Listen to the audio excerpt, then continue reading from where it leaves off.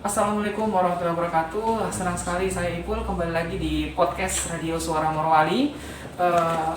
Tayang ini akan kami siarkan melalui frekuensi 88,1 FM dan tentu saja akan juga kami tayangkan di YouTube, Instagram, Facebook, dan media sosial dari Bawaslu Kabupaten Morowali.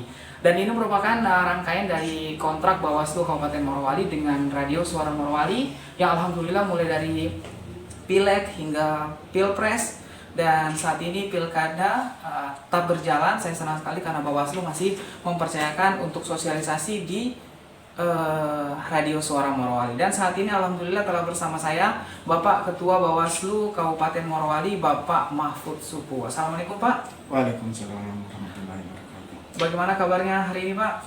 Alhamdulillah sehat. Sehat Pak ya, oke. Nah Pak, berbicara tentang pemilihan ya, tentu saja tidak terasa lagi, kurang lebih hampir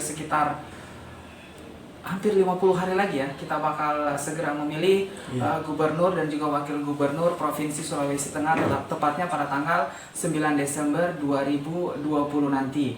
Nah, tahun 2020 ini menjadi tahun yang sangat aneh dan tahun yang sangat kita tidak duga, di mana kita dilanda dengan pandemi yang tak kunjung usai, yang tak kunjung berakhir, di mana pemerintah memutuskan untuk menunda pilkada serentak yang tadinya akan diselenggarakan di bulan apa kemarin Pak? Bulan Juli. Juli ya.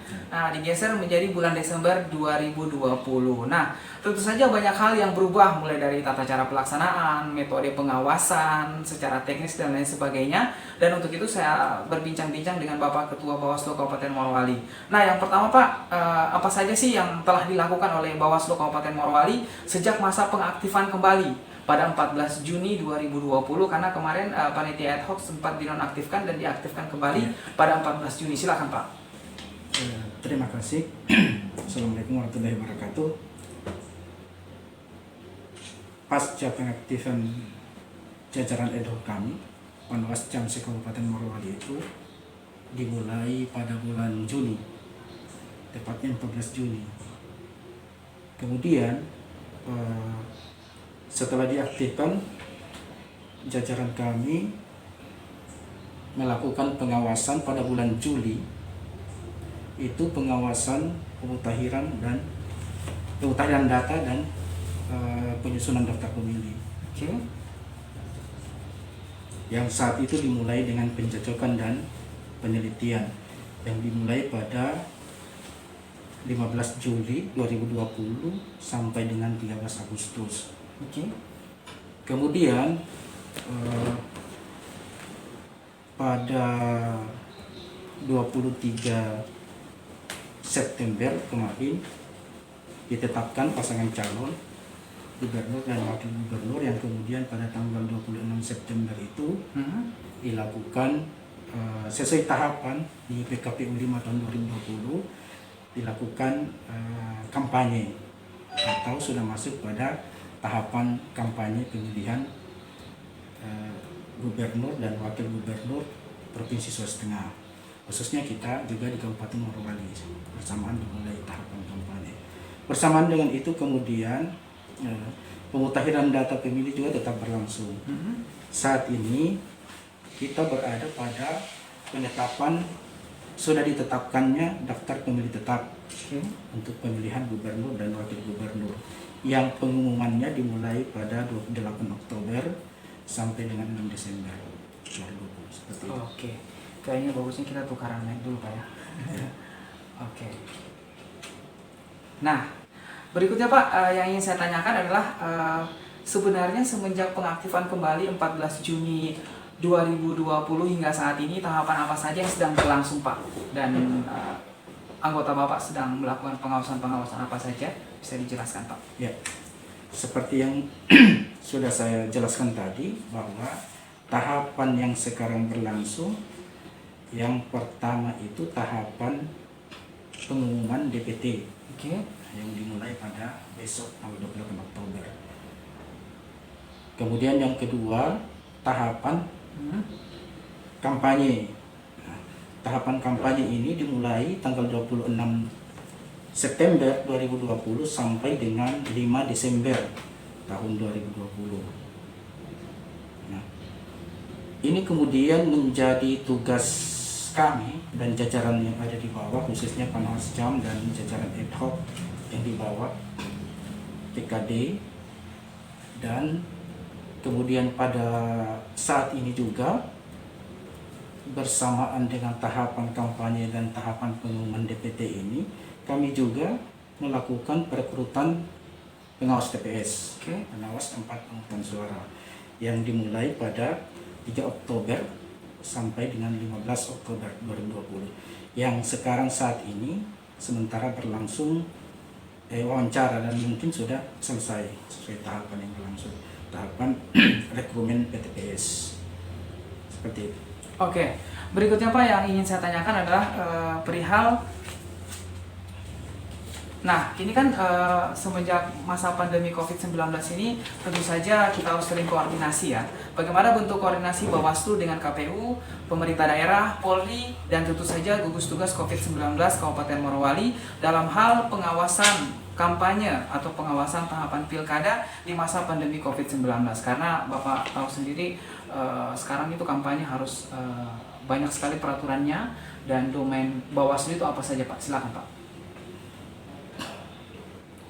Di masa kampanye ini bentuk koordinasi kami sesuai surat edaran Ketua Bawaslu RI terkait pembentukan kelompok kerja pengawasan penanganan pelanggaran COVID-19 itu kemarin kami sudah berkoordinasi dengan pemerintah daerah, dalam hal ini Bupati Morowali, kemudian Polri, dan juga TNI. Kami lakukan rapat koordinasi terkait pembentukan gugus tugas pengawasan pelanggaran COVID di masa pandemi, khususnya di tahapan kampanye ini.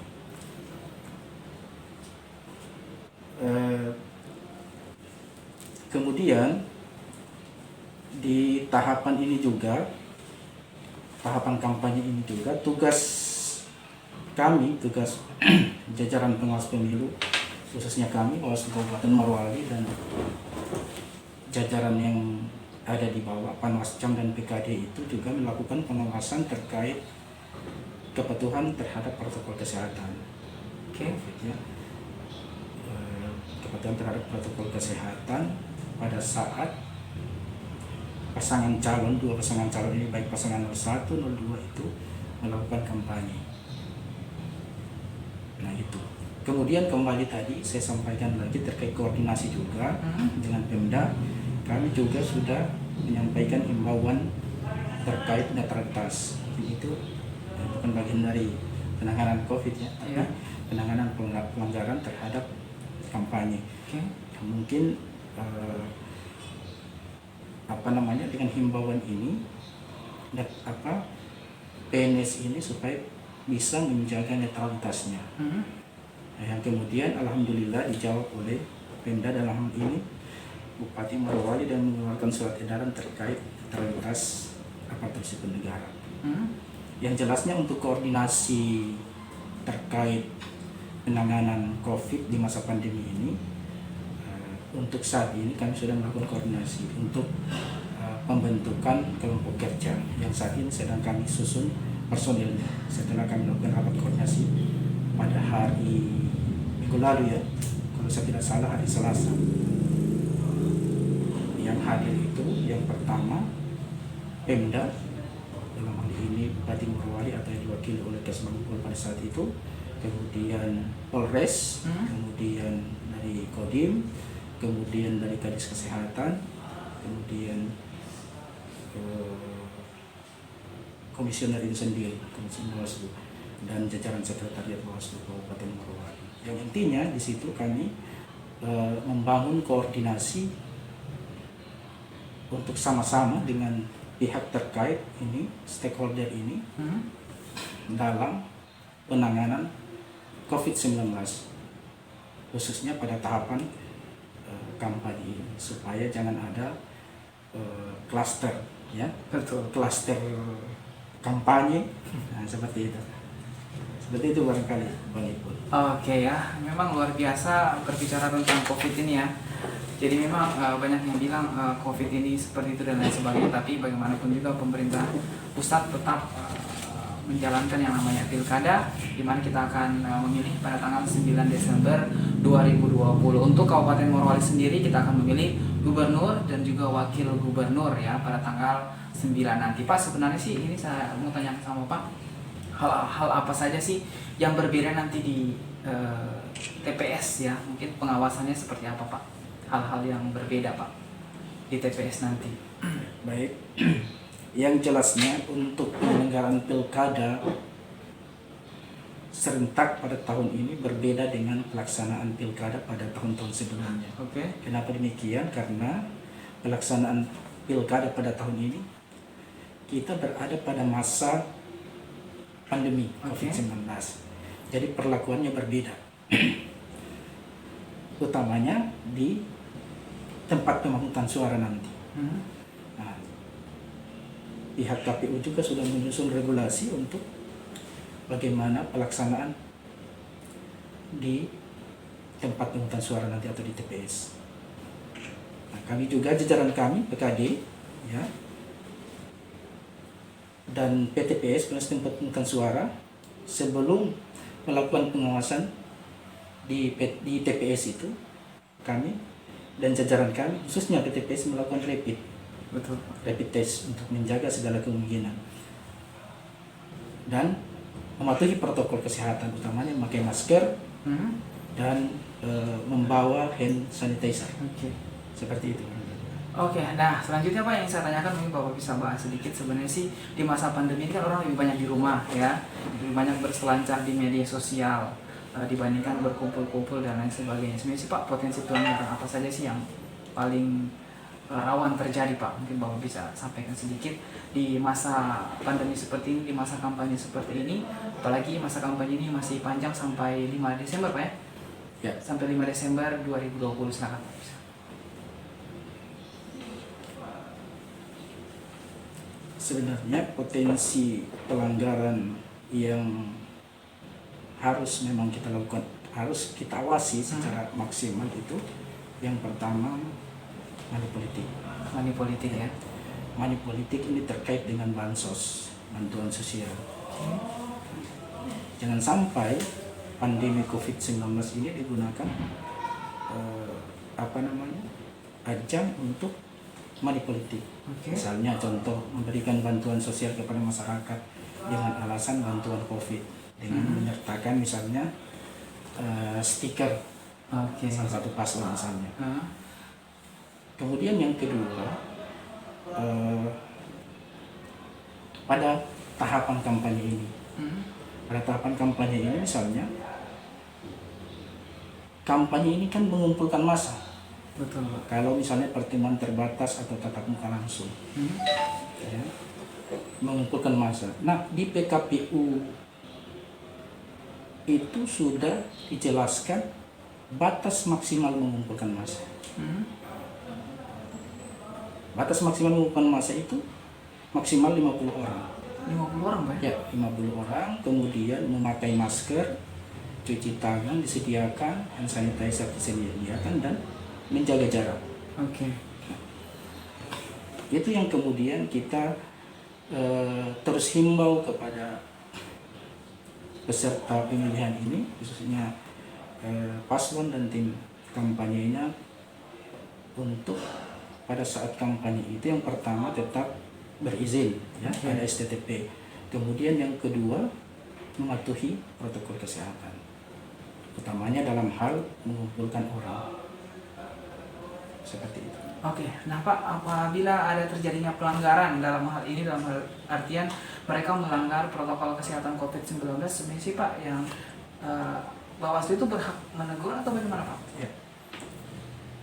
Di PKPU 13 tahun 2020 tentang kampanye di masa pandemi ya, itu jelas di situ diatur bahwa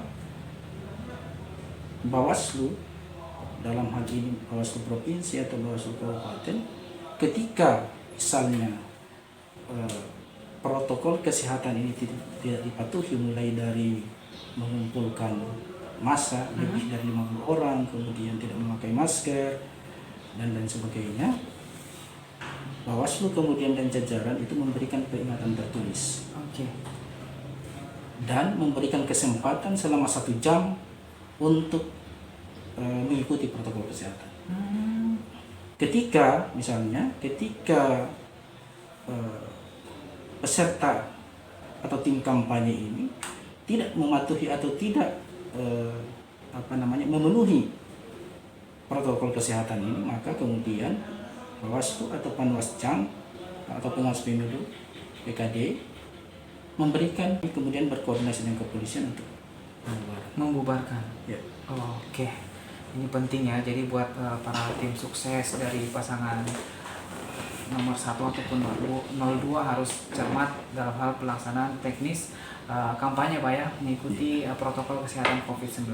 Dan yang terakhir Pak, saya minta himbauan Bapak ya, bagaimana kepada masyarakat untuk turut serta dalam hal pengawasan pilkada, karena sesuai dengan slogan dari Bawaslu ya, bersama rakyat awasi pemilu, bersama Bawaslu tegakkan keadilan bersama pemilu. Bawaslu tegakkan keadilan pemilu, sekaligus closing Pak. Silakan. Terima kasih Bang Ipul. Yang pertama, kami menghimbau kepada seluruh masyarakat Kabupaten Morowali, utamanya yang belum terdaftar sebagai wajib pilih, kalau masih ada segera melaporkan diri ke posko pengaduan pengawas pemilu, mulai dari tingkatan PKD, pengawas kelurahan desa, kecamatan maupun Bawaslu Kabupaten Morowali. Kemudian yang kedua, kepada seluruh masyarakat, utamanya yang aparatur sipil negara, mari kita menjaga netralitas kita dalam penyelenggaraan pilkada tahun 2020 ini, khususnya kita di Kabupaten Morowali. Kemudian yang ketiga, dalam tahapan kampanye ini, kepada tim kampanye pasangan calon, baik pasangan calon 02, 01, mari kita mengikuti prosedur dan regulasi yang ada terkait kampanye, utamanya kepatuhan kita terhadap protokol kesehatan, baik dalam hal mengumpulkan orang banyak, kemudian kepatuhan terhadap pemakaian masker, cuci tangan, dan jaga jarak. Saya kira demikian. Oke, terima kasih Pak Ketua Bawaslu Kabupaten Morowali, Bapak Mahfud Supu SEMSI telah hadir dalam podcast Radio Suara Morowali, dan siaran ini juga bisa kalian dengarkan melalui on air di 88,1 FM atau bisa di YouTube-nya Radio Suara Morowali 88,1 atau di Facebook sama juga, atau di radio_Suara Morowali. Terima kasih buat Anda yang sudah menyaksikan podcast ini. Sampai jumpa di lain kesempatan. Assalamualaikum warahmatullahi wabarakatuh, dan selalu banyak cinta untuk Morowali dan tetap patuhi protokol kesehatan COVID-19.